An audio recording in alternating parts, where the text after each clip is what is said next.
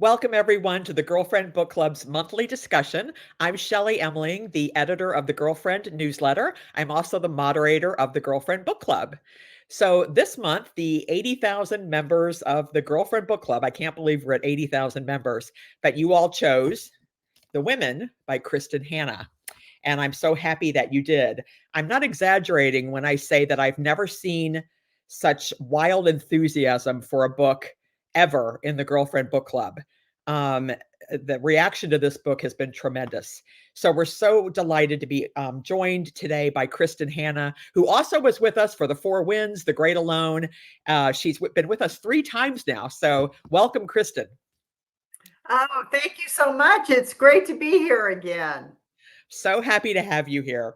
I just have to start out by saying, as I said, I've never seen a book where readers were so invested in the story.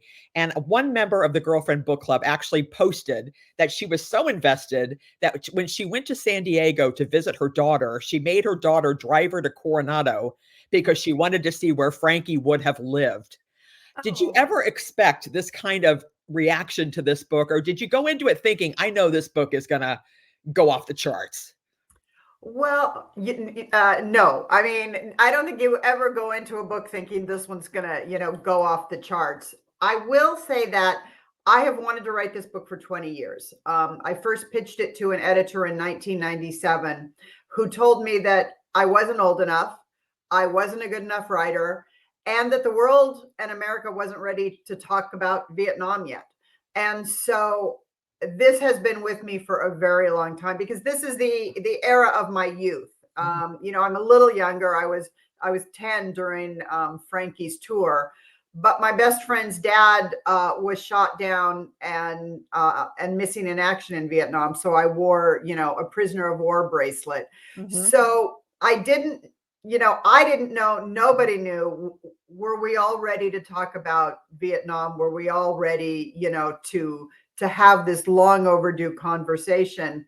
But when I met the nurses who inspired this book, and particularly Diane Carlson Evans, who was kind of my mentor and inspiration, I realized that whether America was ready to talk about it, it was important that this story get told, and that if I could be a small part of starting this conversation of healing, which I think is so necessary, I was willing to take whatever risk went with that, because we didn't know. I mean, there hasn't been a big book about Vietnam, and certainly not for women, and in decades. So it was a little frightening, but I just believed in it so much. And then to see what it's doing. I mean, Shelley, you're right. I mean, I've been doing this 35 years, and I've never seen this for a woman's book by a woman. I mean, ever. So it's amazing.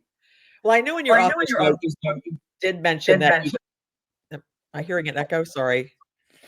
You conceived of the book in 1997. Was it because of your friend's father, what happened to him? Is that what gave you the idea or an inspiration for this book? Yeah, I mean, I think so, because like I said, I put on a prisoner of war bracelet, which we wore in remembrance, and the idea was that we would take these bracelets off when the servicemen came home. And so I put this on in 1969, and I wore it, for years, because he never came home. And so his story was always like, I was seeing it all for my whole youth, my whole young adulthood. And because many of my friends' dads served in Vietnam, I saw how the vets were treated when they came home. And it just made a big impact. I mean, you can see I wrote a little bit about it in The Great Alone. And then years ago, I wrote Homefront, because I just am such a believer in two things, really: supporting our veterans. I mean, I think if we're going to ask people to put themselves in harm's way, we need to take care of them. We need to remember them and thank them. And also, I guess that women's stories are so important. And as we've talked about before, they're forgotten all too often. And these nurses are in their 70s and 80s. And it just seemed like it was very much time to say, wow, you guys were rock stars. So I know a lot of the members of the book club wanted to know how you research this book, because you even said in the author's note again that it was hard to even get a precise number when it came to how many American women were in the serving in the Vietnam War. I think you said it was estimated at 10,000. So how Right. did you go about researching this and actually finding the nurses to talk to? Well, it was interesting because I wrote this book during COVID. So I wrote it during lockdown. I mean, I really decided to write it in March of 2020 because the tumultuousness in the American political landscape felt so Vietnam-esque, Vietnam era-esque. And I was watching the nurses, in the pandemic serving on the front lines. So that's when I really started to write it, which meant that I couldn't go to Vietnam. I couldn't travel to meet people. I couldn't do the kinds of research that I normally did. So I really spent a whole year just researching the war, coming home, the nurses' memoirs. And it wasn't until I finished the first draft of the novel that I really realized, okay, I need some help here. I need to get some eyes on this from someone who was there.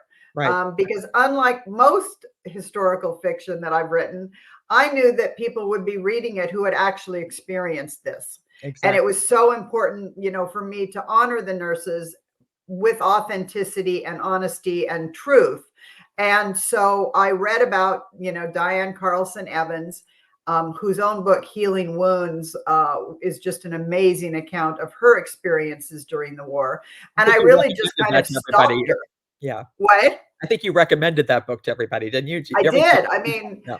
and she has been, I mean, not only has she helped me and inspired me, but we've recently started saying that I think my mother somewhere, got us together because I feel this connection to her that it's just remarkable. There's very few people I've met in my life who just make me think of what is possible in the world and what grit and strength and confidence and determination look like.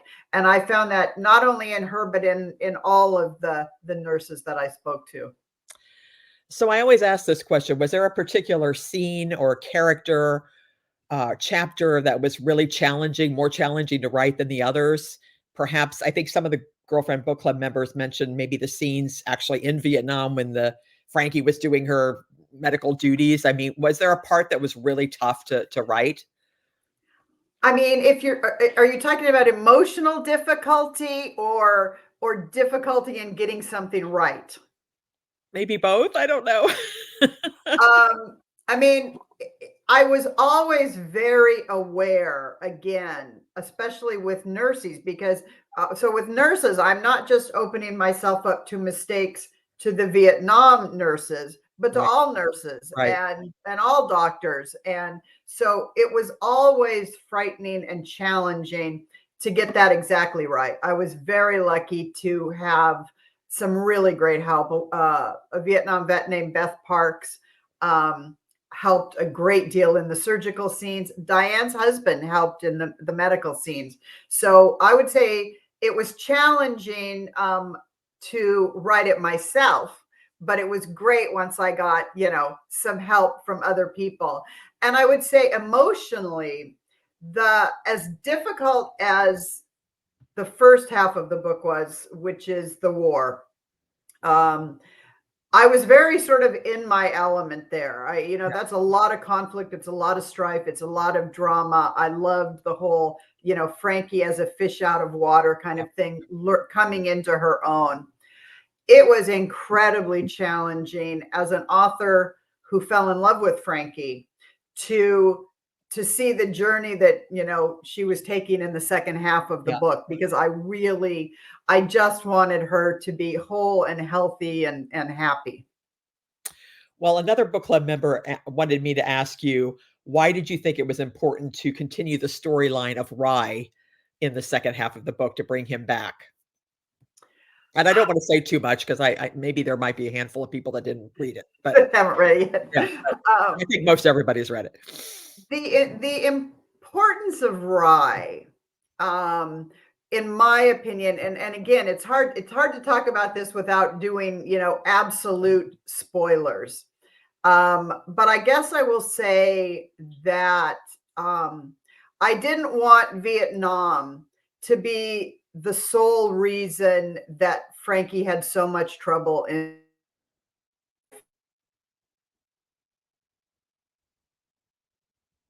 of the nurses did. I think you froze for a minute there. There. There we Sorry. So she came home to a very divided America. Even her own family wasn't proud of her service. And so, you have these vets coming home with undiagnosed PTSD, nowhere to go for help. No one wants to talk about what they just went through. And it was even worse, of course, for the women. They were even more invisible. So I needed, as a novelist, I wanted also Frankie to sort of stumble in her own moral code, to be right. so broken that it's her choices that contribute to her downfall, as Right. opposed to simply a victim of the war.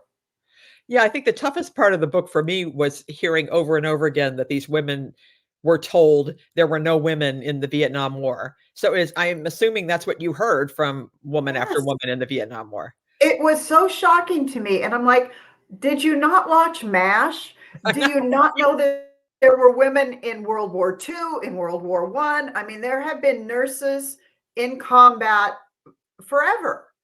And so I think it's just simply that in the landscape of war, it is such a male dominated world.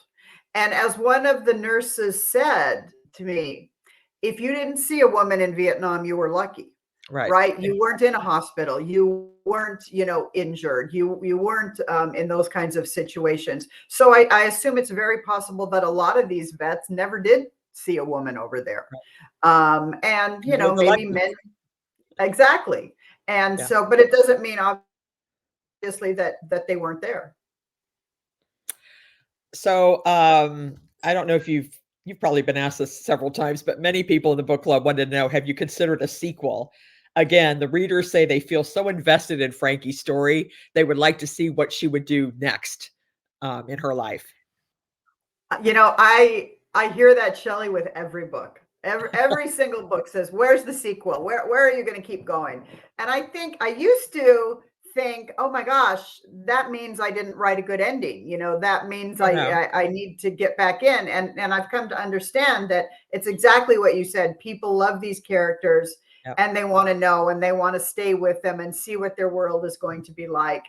I never say never, but to me, I think Frankie's, ending is pretty self-evident, and I leave that for people to imagine. Is Frankie the best, is that your favorite female character that you've written? Yes, she is. Is she? I was surprised. I was afraid to ask Yeah, you that question. I do. She's my favorite. I admit it. Wow, okay. I know that Warner Brothers has purchased the rights to this for a movie or a TV series, I'm not quite sure, I guess a film. Are you Yeah, involved in that process? Are you excited? How does that feel?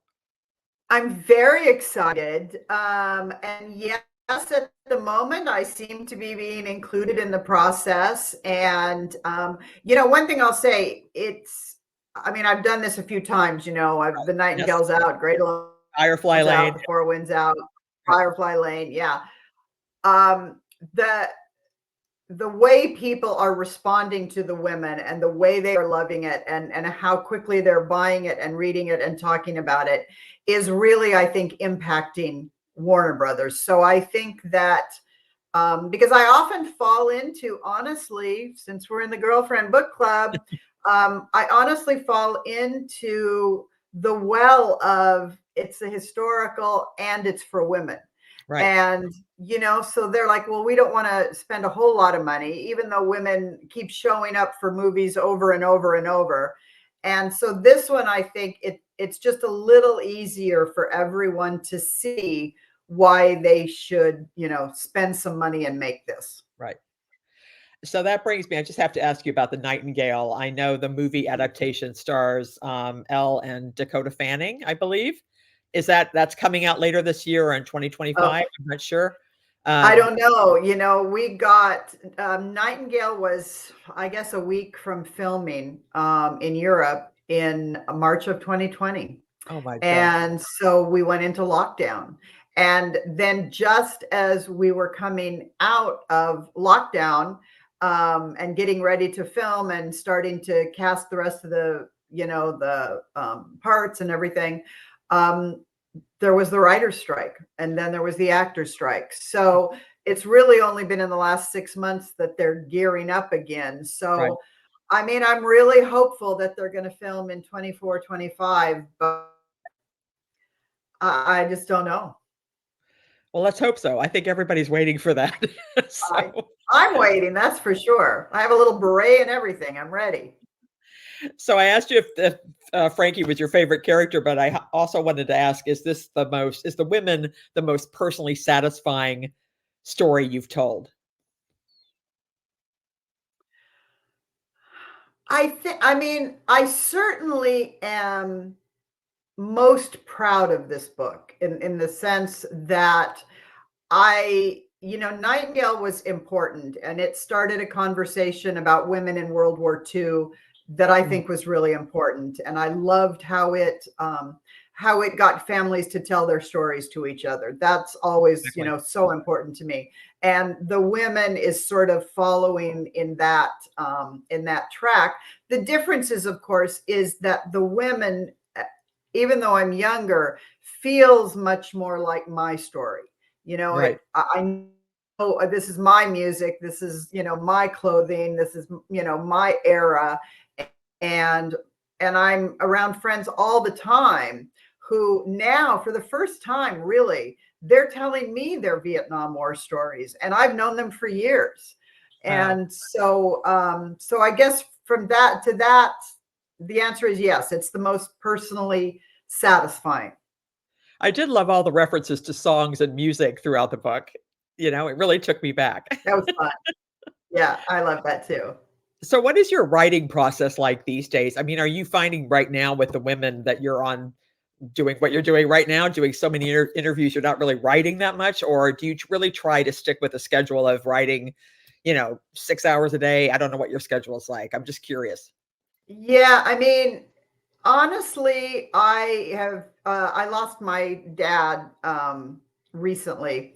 Oh, I'm And so so I've taken a good bit of time off doing these Zooms, doing interviews, doing, publicity for this book. Normally I would be doing all of that and trying to write.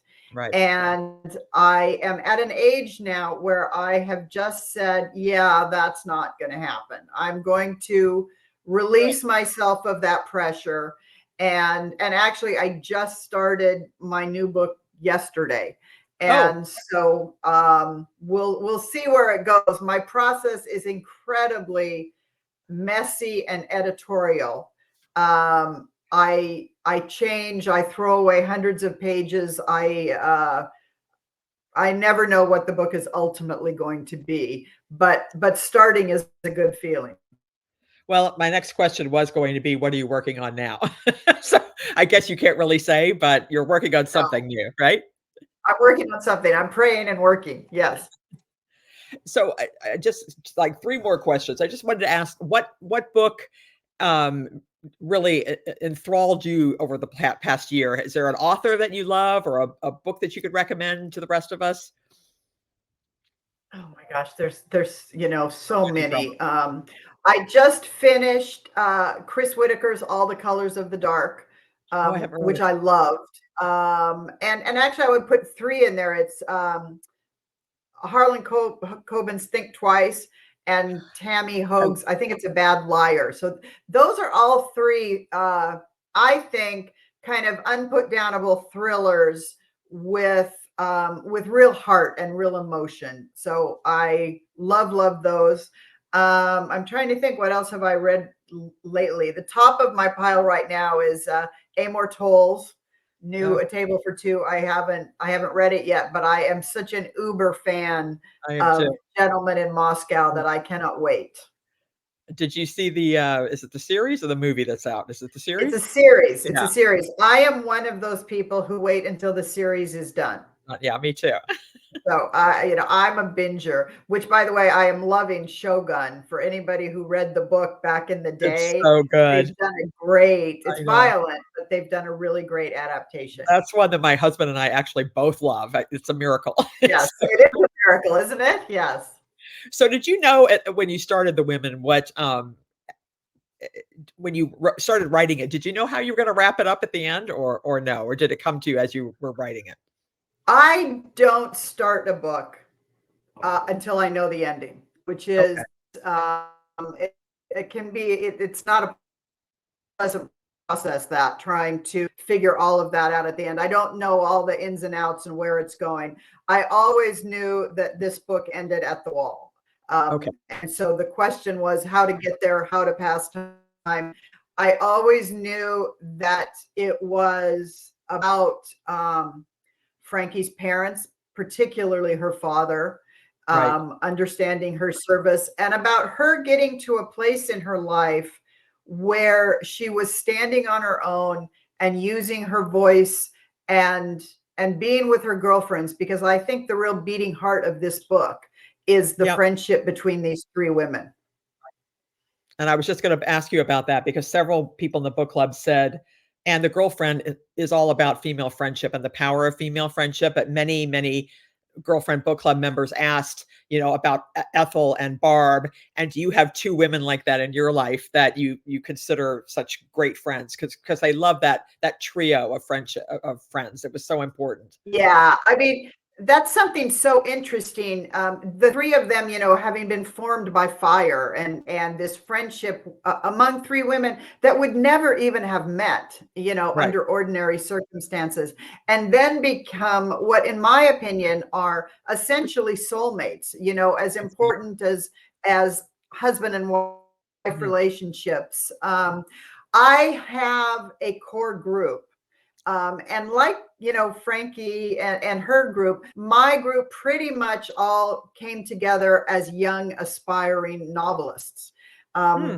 Different walks of life, but all of us, having this dream. I started at 26. My best friend, Megan Chance, who is a novelist, we were both 26. And, so we have traveled this crazy publishing, writing world together through motherhood and wifehood and all of that. So one final question. What do you love to do in your spare time when you're not reading and writing? Travel. Travel. Okay. I mean, I was a stay-at-home mom, writing books for a very long time, and so we had a lot of years of no, we could go in the, for a couple of weeks maybe in the summer. And so I've really been trying to go as much as I can. We had a great 60th birthday party for me in Tuscany, and my friends came over How and we rented a wonderful. house.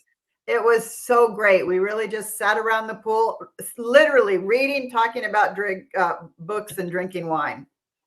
That sounds heavenly. Oh my It was gosh. pretty great. Well, happy belated birthday. That sounds wonderful. Thank you. So thank you so much, Kristin Hannah. Again, the book is The Women. As I said, I've never seen a book received so well ever in the 4 years we've been running this girlfriend book club. So congratulations to you. And thank you so much for joining. Everybody that's on the call tonight, please stay on the girlfriend book club page because I'm going to be posting conversation starters so that you all can talk about the book amongst yourselves. Also, a reminder that the June book club pick is Go as a River. And Shelley Reed Oh, will be joining us the third Tuesday of June. So we're really excited about that. So thank you so much, Kristin Hannah. Wonderful book, and so happy that you joined us this evening. Good night, everybody. thank you so much, and thanks for your support for the last few years. Oh, yeah, It really means a always. lot to me. Yeah, thank you, everybody.